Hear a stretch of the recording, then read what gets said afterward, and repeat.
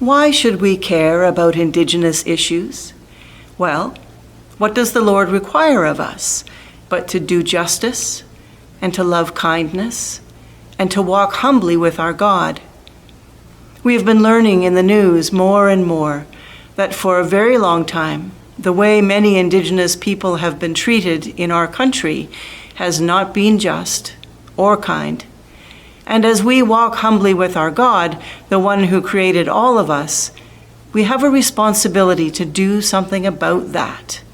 And that starts with learning the truth from the people who live it.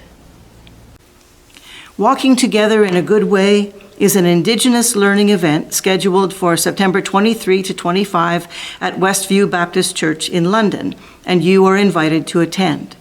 Come and listen to some of our Indigenous neighbors, really listen, to understand a little more of their history and culture so we can interact going forward with more respect and appreciation for people in ways that may be different from ours.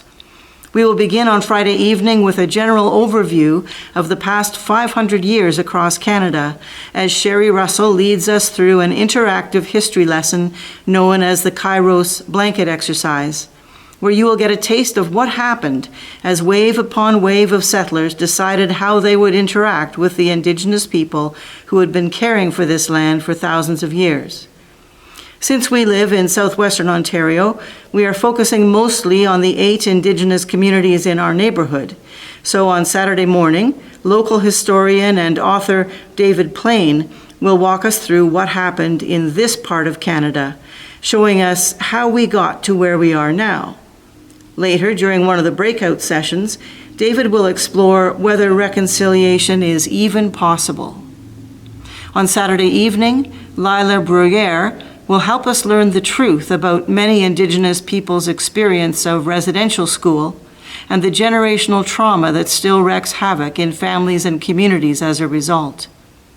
On Saturday afternoon, there will be a choice of breakout sessions where you can learn about painting in the woodland style by actually doing it with Jeffrey George, the artist who designed our logo, or about Indian Day School from Stephen Salins, and how it caused its own set of problems for Indigenous children and their families, even though they got to go home every day. Or about the 60s scoop from Sally Susan Martel, who was the lead plaintiff in the court case that finally won compensation for children who were torn away from their families, culture, and language and placed in foster homes or adopted out to non-Indigenous people in Canada and the United States.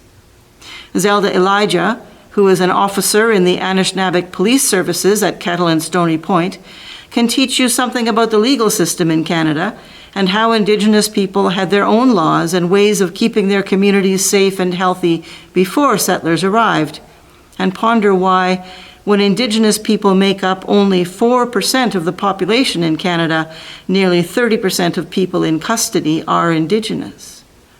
From Tracy White-Eye, whose main focus is healing, you can learn about the unsafe drinking water and deplorable housing situations so many Indigenous communities endure, and the healthcare system that still treats Indigenous people very differently, often with tragic results. She may talk about our education system that chronically underfunds Indigenous students and that requires many young people from grade 9 onward to leave their homes and communities to attend high schools in strange cities where they are often not welcome. She may also talk about the child welfare system that continues to take children from their families, communities, and culture, and ponder why, although only 8% of children in Canada are Indigenous, 69% of children and youth in care in 2020 are Indigenous. Sonia George, who is an Indigenous language teacher, can help you understand why language is important and why we need to protect it. Tanya Antone will share with you some of the wisdom known as strawberry teaching that has made such a difference in her life. She will also sing for us in her language on Sunday morning when we gather for worship with some Indigenous components as we reflect upon Jeremiah 6:16. Stand at the crossroads and look. Ask for the ancient paths, ask where the good way is, and walk in it, and you will find rest for your souls. Throughout the conference, the food we share will mostly be provided by an Indigenous caterer, Candace Elijah, as we interact with each other, getting to know some of our Indigenous neighbors. So come and listen, show kindness, think about justice, begin friendships with Indigenous people so we can move on from here, walking together in a good way.